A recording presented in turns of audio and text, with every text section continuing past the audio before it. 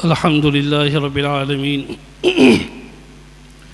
والصلاة والسلام على سيد المرسلين وعلى آله وأصحابه ومن تبعهم بإحسان إلى يوم الدين. قال النبي صلى الله عليه وسلم: اذكروا محاسن موتاكم. صدق الله العظيم وصدق رسوله النبي الكريم ونحن على ذلك لمن الشاهدين والشاكرين والحمد لله رب العالمين. آج ہم سب جو یہاں جمع ہوئے ہیں تعزیتی مختصر سے مجلس کے اندر جمع ہوئے ہیں، ہم میں سے ہر ایک دوسرے کو تسلی دینے کا اور ایک دوسرے سے انسیت حاصل کرنے کا محتاج ہے. ہم سب ہی حضرت والا رحمۃ اللہ علیہ کے پردہ فرما جانے کی وجہ سے یتیم ہو چکے ہیں. ظاہراً ہم بے سہارا ہو چکے ہیں. ہم ایک دوسرے کو آپس میں اس قسم کے کلمات کے ذریعے سے تسلی دے رہے ہیں اور اپنے غم کا مداوع کر رہے ہیں. اللہ تعالیٰ حضرت مرحوم کے خوب مغفرت فرمائے اور حضرت کے درجات کو بلند فرمائے، ان کے سیئات کو مبدل و حسنات فرمائے اور اپنے جوار رحمت میں مکان خاص سے مالا مال کریں. حضرت مولانا رحمۃ اللہ علیہ 1996 سے ہمارا حضرت سے تعلق رہا ہے اور آج تک حضرت سے ہمارا تعلق رہا. یہ ایک طویل مدت ہے. اس طویل مدت کے اندر حضرت مولانا موسیٰ صاحب رحمۃ اللہ علیہ ہمارے باپ کے درجے میں، شیخ کے درجے میں اور مربی کے درجے میں تھے. ہر اعتبار سے موقع بہ موقع ہماری تربیت فرماتے تھے اور ہمیں حوصلہ دیتے تھے، ہمت دیتے تھے اور آگے بڑھنے کے لیے ہمیں کوشاں رکھتے تھے. حضرت مولانا بہت ساری خوبیوں کے مالک تھے. ان خوبیوں میں سے ایک اہم خوبی جو میں نے محسوس کیا، لیٹ گو کا معاملہ. کسی بھی معاملے کے اندر حضرت ہے، بس کوئی معاملہ پیش آیا، وقتی طور پر حضرت نے کچھ مناسب جو کہنا تھا وہ کہہ دیا، پھر اس کو بھول جاتے تھے. ایسا نہیں کہ اس کو یاد رکھتے تھے اور پھر اس کے اوپر کچھ انتقامی کارروائی ہوتی تھی، ایسا نہیں ہوتا تھا. یہ بہت بڑا وصف ہوتا ہے انسان کے عظیم ہونے کے لیے کہ وہ کسی معاملے کو وقتی طور پر کچھ کہہ دیا اور پھر بعد میں ختم. تو یہ لیٹ گو کی جو صفت تھی وہ حضرت کے اندر بہت زیادہ پائی جاتی تھی. دوسری بات یہ تھی کہ چھٹیاں لینے میں بہت ہی وسعت ظرفی سے کام لیتے تھے. حضرت کو جب بھی کسی موقع پر ضرورت پڑی، کہا حضرت فلاں جگہ جانا ہے، کہا کچھ نہیں، اب فوراً چلے جائیے. اس کے اوپر کبھی بھی نفی نہیں فرمائی، بلکہ بعض مرتبہ تو ایسا ہوا کہ یہاں سے چلے گئے، دوسری جگہ پہنچ گئے اور پھر فون سے اطلاع کر رہے ہیں کہ حضرت ہمیں موقع نہیں ملا، ہم آپ کو نہیں کہہ سکے. کہا کچھ نہیں، آپ اپنا کام پورا کر کے آئیے. تو چھٹی کے معاملے کے اندر بھی حضرت کے یہاں بہت ہی وسعت تھی اور اس کے اوپر کوئی پکڑ دھکڑ کا معاملہ نہیں تھا. یہ بھی ایک حضرت کی عظمت کا راز ہے اور حضرت کی گویا کہ بلندی کا راز ہے. دوسری بات یہ ہے، حضرت نے خود مجھے فرمایا تھا مدرسے کے امور کے بارے میں احتیاط، مدرسے کی چیزوں کا استعمال کرنا. کہا کہ میں اپنے جیب خاص سے ہر سال 35,000 روپے میں مدرسے کے اندر جمع کرتا ہوں کہ کہیں مدرسے کی کوئی چیز مجھ سے استعمال نہ ہو گئی ہو، کچھ کھانا ادھر نہ کھا لیا گیا ہو، تو میرے ذمے مدرسے کا کوئی حق باقی نہ رہے. یہ ایک خوف آخرت کی بات ہے کہ کہیں مدرسے کا کوئی مال استعمال نہ ہو جائے. یہ 35,000 کوئی معمولی رقم نہیں ہے، بہت بڑی رقم ہے. یہ انسان اسی وقت انجام دے سکتا ہے جب اس کو اللہ کے سامنے کھڑے ہونے کا خوف ہو اور مدرسے کے مال کے بارے میں وہ احتیاطی پہلو اپناتے ہوں، تو اس وقت گویا کہ انسان یہ کام کر سکتا ہے، تو یہ بہت ہی عظیم بات ہے اور بڑی بات ہے۔ دوسری ایک بات یہ ہے، حضرت کے اوصاف میں اساتذہ کو تعلیمی اعتبار سے اور تربیتی اعتبار سے آگے بڑھانا۔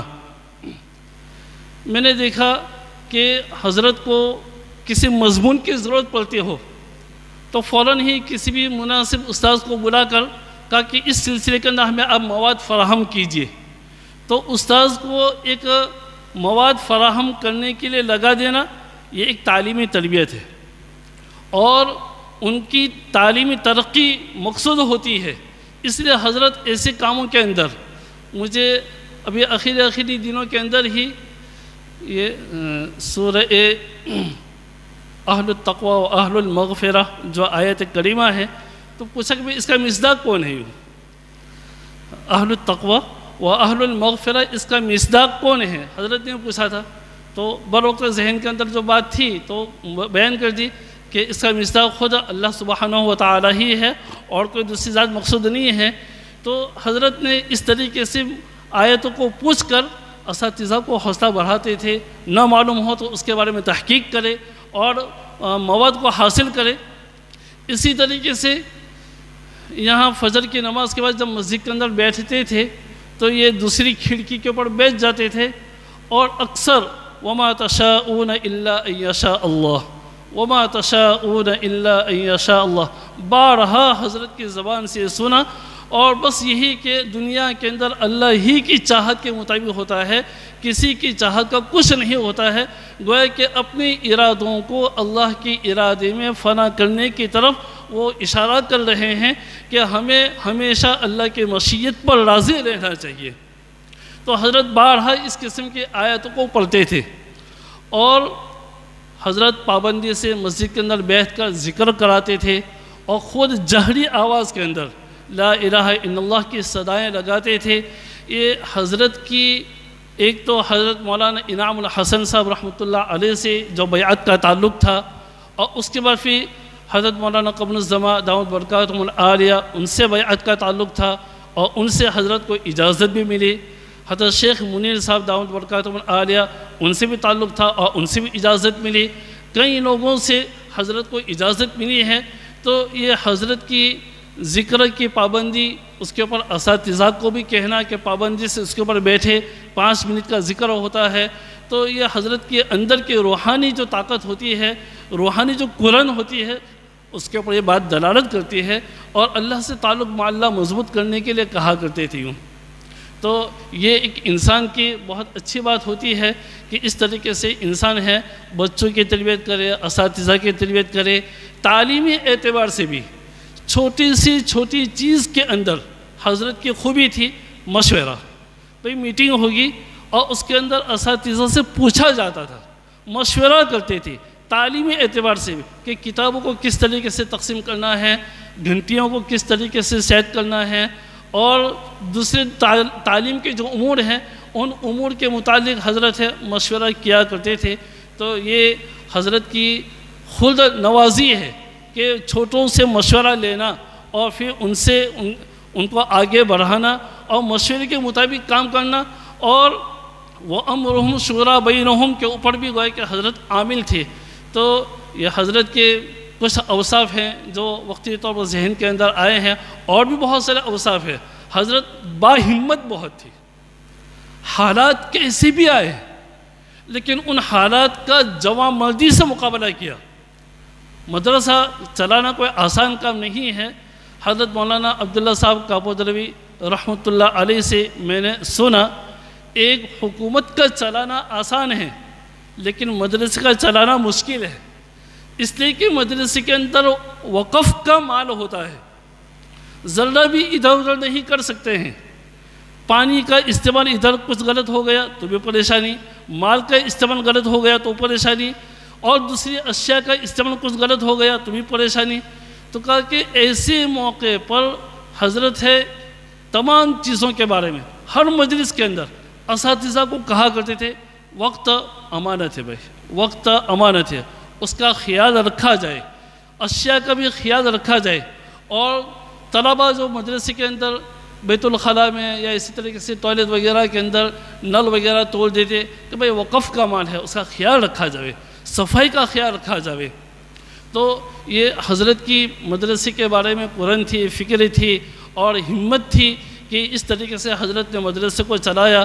اور یہ بہت ہی، ہم تو جب 1996 کے اندر میں آیا تو اس وقت حضرت یہاں رات کو قیام بھی نہیں کرتے تھے، بلکہ دیوار چلے جاتے تھے، اور یہ روڈ بھی بنا ہوا نہیں تھا، کیچڑ کے اندر بعض مرتبہ چل کے جاتے تھے یوں۔